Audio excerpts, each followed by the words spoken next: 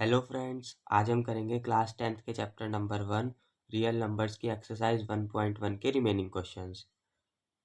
तो चलिए question number 4 देखते हैं। क्वेश्चन नंबर 4 एक मोस्ट इंपॉर्टेंट क्वेश्चन भी है जो कि एग्जाम में पूछा जाता है।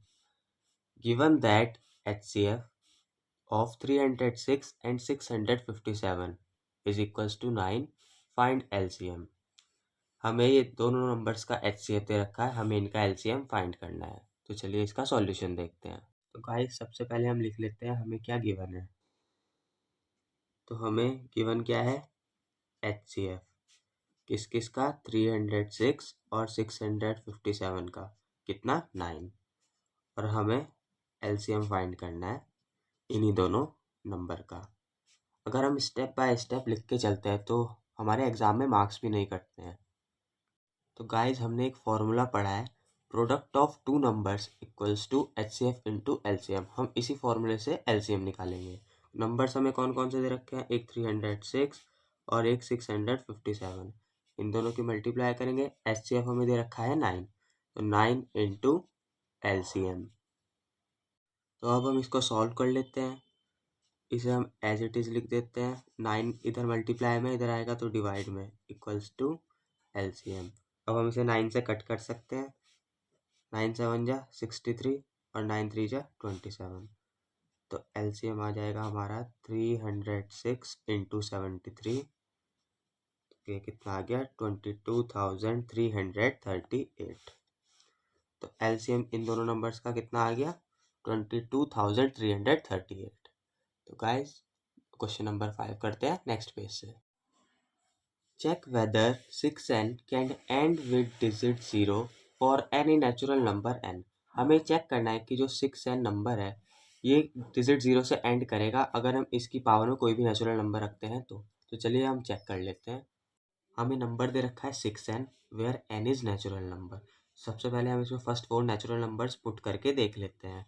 हमने सबसे पहले पुट किया n इक्वल्स टू 1 इन 6 की पावर n, तो आंसर कितना है 6। और फिर हमने इसमें पुट किया n इक्वल्स टू 2, तो आंसर आया 36। फिर हमने इसमें पुट किया n इक्वल्स टू 3, तो आंसर आया 216। और फिर हमने इसमें पुट किया n इक्वल्स टू 4, तो आंसर आया 1296। ये स्टेप वैसे ऑप्शनल है, आप चाहें तो इसको स्किप भी कर सकते हैं, ये मैंने आपको खाली समझाने के लिए बताया है। हम इसमें कोई भी नेचुरल नंबर रख रहे हैं तो आपने भी नोटिस किया होगा कि जो इसके एंड में डिजिट आ रही है वो 6 ही आ रही है, 0 नहीं आ रही है। बट मैं आपको इसका सॉल्यूशन भी बता देता हूँ कि आपको एग्जाम में कैसे करके आना है। सबसे पहले तो हम जो हमें नंबर दे रखा है जिसका हमें पता लगाना है, तो हम प्राइम फैक्टर्स निकाल लेते हैं। तो 2 3 जा 6, 3 1 जा 3। 6 के प्राइम फैक्टर्स कौन कौन से आ गए, 2 और 3। तो अब हम लिख सकते हैं 6n can not and with the digit 0 because factor of 6 is not in the form of 2 and 5। आपने देखा 6 के फैक्टर कौन कौन सा है, 2 और 3। ये बात हमने एग्जाम्पल नंबर 1 में भी सीखी थी कि अगर किसी भी नंबर का हमें चेक करना है कि उसके एंड में डिजिट 0 आ रही है तो उसके फैक्टर 2 और 5 कंपलसरी होते हैं। बट इसमें हमने देखा इसके फैक्टर खाली 2 और 3 आ रहे हैं, 5 इसका फैक्टर नहीं आ रहा है, तो हम कह सकते हैं कि 6n can not and with the digit 0। तो अब हम करते हैं क्वेश्चन नंबर 6। तो क्वेश्चन नंबर 6 में हमें ये बताना है कि एक ये नंबर और एक ये नंबर, ये दोनों कंपोजिट नंबर्स क्यों हैं। तो सबसे पहले हम इन दोनों को सॉल्व कर लेते हैं। हम इसको सॉल्व करेंगे तो हमारा आंसर आएगा 1014, और हम इसको सॉल्व करेंगे तो हमारा आंसर आएगा 5045। अब हम इन दोनों नंबर्स के प्राइम फैक्टर्स निकाल लेते हैं। ये एक इवन नंबर आ रहा है इसके पीछे, तो हम ये 2 से जाएगा, तो 2 5 जा 10, 0 और 2 7 जा 14। अब ये जाएगा 3 से, बिकॉज 7 में हम 5 प्लस करेंगे तो वो कितना आएगा 12, और 12 3 से डिविजिबल हो सकता है।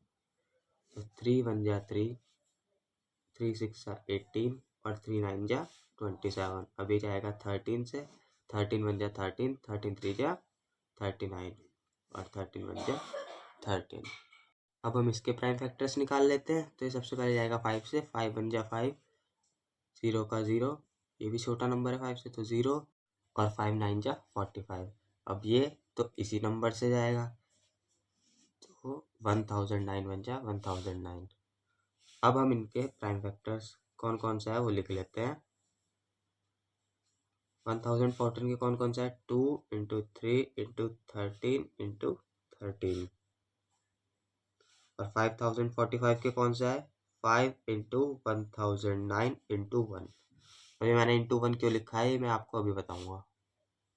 तो 1014 के प्राइम फैक्टर्स 4 आ गए और 5045 के प्राइम फैक्टर्स 3 आ गए। मैंने यहाँ 1 इसलिए लिखा है क्योंकि मैं अगर कहूँ कि इस नंबर के मोर देन 2 फैक्टर हैं तो आप कंफ्यूज ना हो जाओ कि इसके जो फैक्टर है वो 5 और 1009 ही है, इसलिए मैंने यहाँ मल्टीप्लाई में 1 भी लिख दिया। तो हम कह सकते हैं कि the given number has more than 2 factors, so it is a composite number. अब हम करते हैं क्वेश्चन नंबर 7। तो गाइस क्वेश्चन नंबर 7 भी बहुत ईजी है, बस इसकी स्टेटमेंट थोड़ी बड़ी है, हम उसको भी समझ लेते हैं। There is a circular path around a sports field. एक स्पोर्ट्स फील्ड है, उसके अराउंड एक सर्कुलर पाथ है। Sonia takes 18 minutes to drive 1 round of the field. Sonia 18 minutes लेती है उस फील्ड के एक राउंड को ड्राइव करने में। While Ravi takes 12 minutes for the same. जबकि रवि 12 मिनट्स लेता है उस फील्ड के एक राउंड को ड्राइव करने में। Suppose they both start at the same point and at the same time and go in same direction। मतलब हमने मान लेते हैं कि उन दोनों ने स्टार्ट किया एक ही जगह से, एक ही समय पे और एक ही डायरेक्शन में।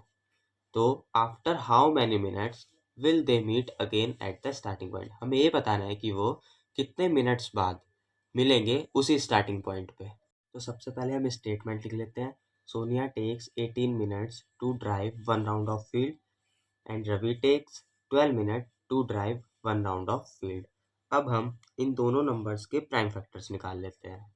तो 18 के प्राइम फैक्टर्स आ गए 2 इंटू 3 इंटू 3 और 12 के प्राइम फैक्टर्स आ गए 2 इंटू 2 इंटू 3।